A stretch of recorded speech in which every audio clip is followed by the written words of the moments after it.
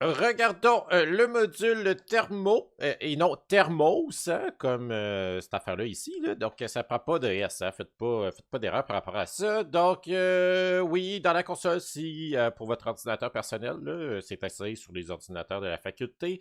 Donc, dans la console, vous faites pip install thermo et ne devrait pas avoir de problème par rapport à l'installation. C'est quand même facile par rapport à CoolProp. J'ai rarement vu des problèmes. Donc, comment ça fonctionne? En fait, Thermo, c'est comme CoolProp. En fait, c'est CoolProp et je dirais même c'est que c'est pas mal mieux que CoolProp. Ça permet d'obtenir des propriétés physico-chimiques de molécules. Euh, donc, comment ça s'écrit ça, Thermo? Comment on fait pour avoir des propriétés chimiques d'une molécule en question? Alors, ce que vous allez faire dans votre script ou dans la console, vous allez vous créer une variable qui va contenir en fait l'information de la molécule que vous aurez paramétrée. Donc, vous allez faire mon élément, ma variable, ce que vous voulez. Vous faites égal th.chemical avec un C majuscule, on n'oublie pas. Et le premier argument que vous allez rentrer à l'intérieur des parenthèses, c'est votre molécule. Vous avez trois choix pour écrire ce string. Soit que vous écrivez le nom usuel, donc il y en a quelques-uns qui sont déjà inclus. Donc si vous écrivez water comme string, ça va marcher. Ou vous pouvez écrire H2O aussi, ça va marcher. Donc, vous pouvez écrire la formule chimique ou le numéro de référence CAS si ça vous tente. Mais bon, moi, je vous conseille la formule chimique, c'est pas mal de plus simple.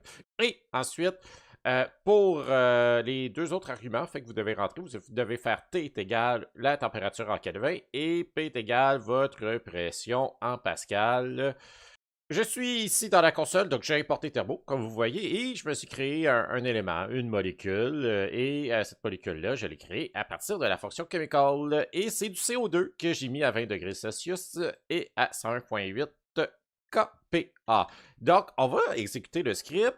Donc, vous voyez ici que, bon, il n'y a rien qui s'affiche, j'ai pas fait de print, j'ai rien fait de la sorte, et bon, il ne se passe rien, mais on va aller voir la variable, en fait. Ce qui est intéressant ici, c'est mon élément. Ici, donc, mon élément, j'ai fait mon élément est égal. Et vous voyez que le type de variable, c'est un chemical. Donc, quand vous allez utiliser la fonction chemical, vous allez créer une variable qui est de type chemical. Donc, cette variable-là représente vraiment une molécule, un élément chimique qui a une formule chimique quelconque. Donc, vous voyez ici carbone dioxyde. Vous voyez que cette molécule-là, elle a une température et elle a une pression.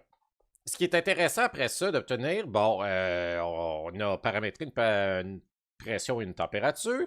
On peut avoir la phase, la masse volumique, la capacité thermique, l'enthalpie spécifique, l'entropie spécifique, la viscosité de notre molécule, et ainsi de suite. Donc, pour avoir une des propriétés suivantes que vous avez dans ce tableau-ci, ce que vous allez faire, une fois que vous avez défini votre élément, vous allez faire mon élément, point, le code de la propriété. Donc, vous prenez un des codes dans ce tableau-ci. Il y en existe d'autres dans la documentation de Thermo, mais ici, je vous ai mis pas mal l'essentiel de ce que vous aurez besoin comme propriété de molécule. Par exemple, ici, si je veux avoir ma viscosité, donc je vais faire mon élément, point, mu, aussi simple que ça. Donc, ici, à l'intérieur de mon print, je vais faire mon élément et je vais lui chercher la caractéristique mu. Donc, ça, c'est une caractéristique, c'est pas une fonction, vous n'avez pas à ouvrir et à fermer les parenthèses. Vous faites juste votre élément, point, le code de la propriété que vous désirez obtenir. Donc, on va repartir le script ici. On va aller voir après ça le print et vous voyez que ça m'a affiché ma viscosité de 1,47 qui est en PA secondes. Donc, pour les unités, référez-vous au tableau. Après ça, supposons que je veux obtenir la phase de ma molécule à la température donnée. On fait mon élément, point phase, et vous allez voir, ça va donner soit L pour liquide, G pour gazeux, comme on obtient, et S pour solide. Et pour le fun, on va essayer de solidifier notre CO2. On va le mettre à moins 200 degrés Celsius. On va regarder c'est quoi sa phase à moins 200 degrés Celsius. On regarde ça. Et oui, on a réussi à le solidifier, imaginez-vous donc, c'est le fun, hein? Il est rendu solide. Avez-vous déjà vu ça, vous, du CO2 solide? Ben, j'espère que oui. Ça s'appelle de la glace sèche.